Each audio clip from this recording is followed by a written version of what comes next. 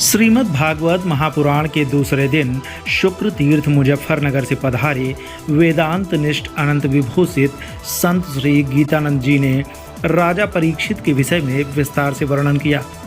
संत द्वय के उद्धार द्वारा परीक्षित का अर्थ परीक्षण करना है।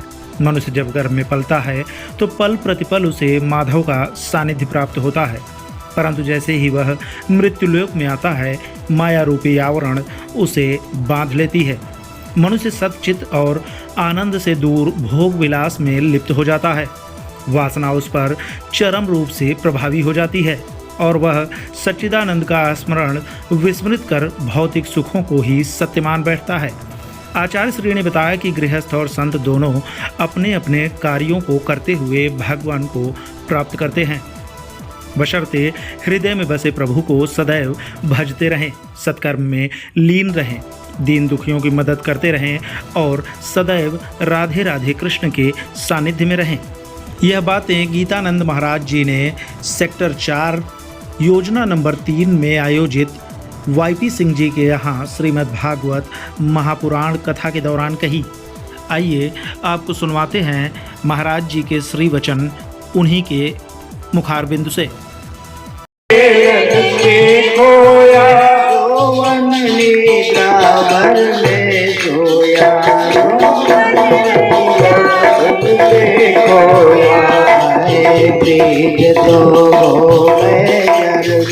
काया हमारे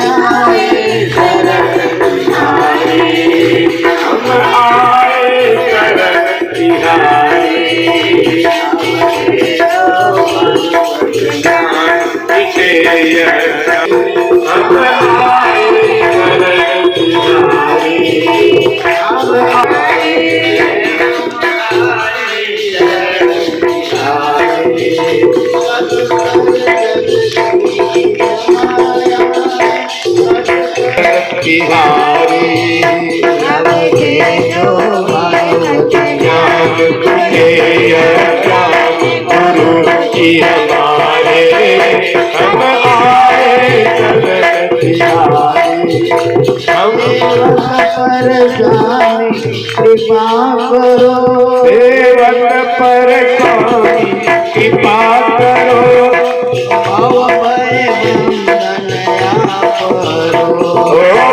भय बंधन आप करो सेवक पर कृपा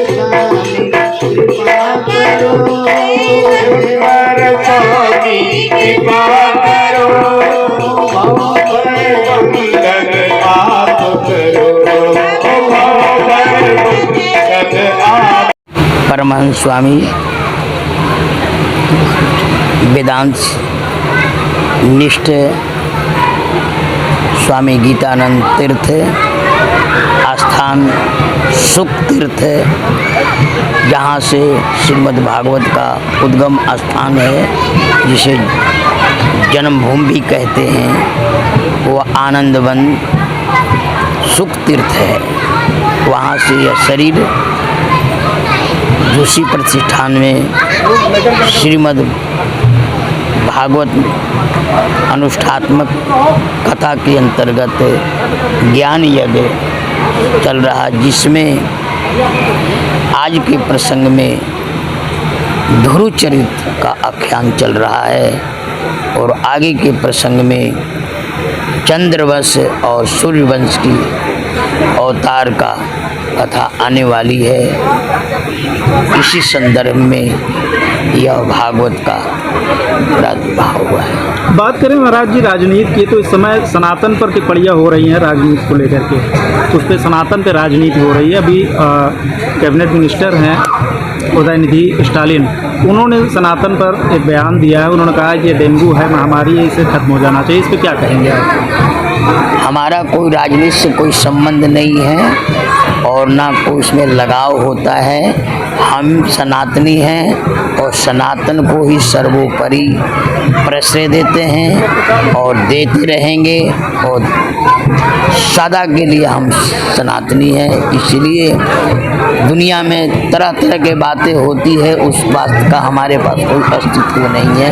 नहीं, अगर बात करें धर्म की, सनातन की, और इस तरीके की टिप्पणियां जैसे स्वामी प्रसाद मौर्य हैं, स्टालिन हैं, इन सब लोग धर्म की टिप्पणियां कर रहे हैं, जिसके अंदर में जिस प्रकार की रजोगुणी संस्कार होते हैं वह प्रस्तुत करता है, उसमें हमारा कोई हस्तक्षेप नहीं है। सात्विक व्यक्ति से सात्विक धारणा निकलती है, रजोगुणी से रजोगुणी वृत्ति निकलती है, तमोगुणी से तमोगुणी, सबसे मिलाकर के बालक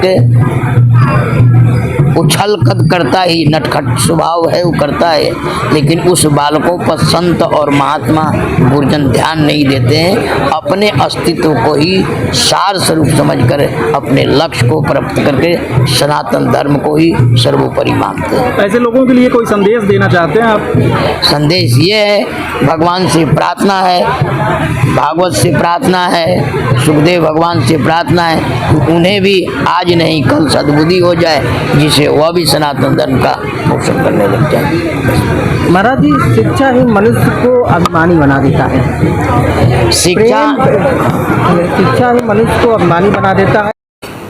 माँ भारती की भूमि सदैव से सत्य सनातन की भूमि रही है।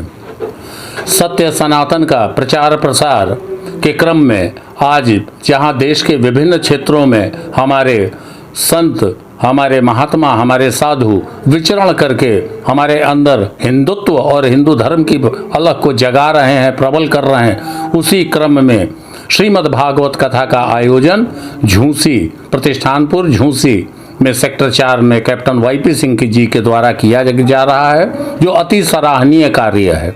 श्रीमद् भागवत कथा का यह मूल पाठ उस स्थल के संत जी के द्वारा हो रहा है जिस स्थल पर सबसे पहले श्रीमद् भागवत कथा सुखदेव जी ने राजा परीक्षित को सुनाई थी।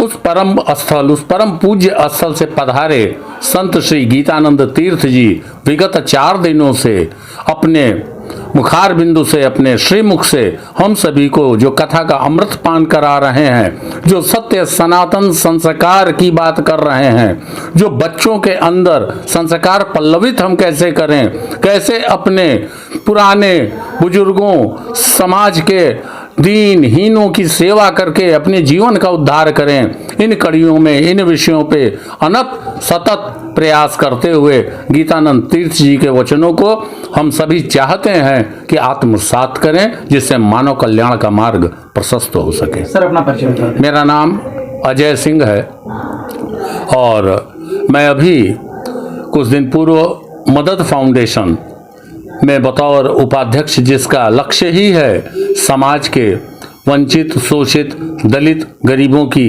निस्वार्थ सेवा करना, उससे मैं जुड़ा हूं। उसके राष्ट्रीय अध्यक्ष श्री मंगला तिवारी जी ने मुझे यह दायित्व सौंपा है, जिनका मैं हृदय से आभारी हूं। मैं भरसक कोशिश करूंगा, जो मुझसे बन पड़ेगा वो मैं करूंगा। आगामी 20 अक्टूबर को जंघई में एक नेत्र शिविर का, मुफ्त नेत्र शिविर का आयोजन होने जा रहा है। अगर मेरी बात जहां तक आप तक पहुंचे, मैं आप सभी से विनम्र आग्रह करूंगा, उस नेत्र शिविर में जरूर आए। वहां पर निशुल्क मोतियाबिंद का ऑपरेशन होगा और चश्मा भी निशुल्क वितरित किया जाएगा, जिसके आयोजक श्री मंगला तिवारी जी को मैं कोटि कोटि साधुवाद और धन्यवाद अर्पित करता हूं।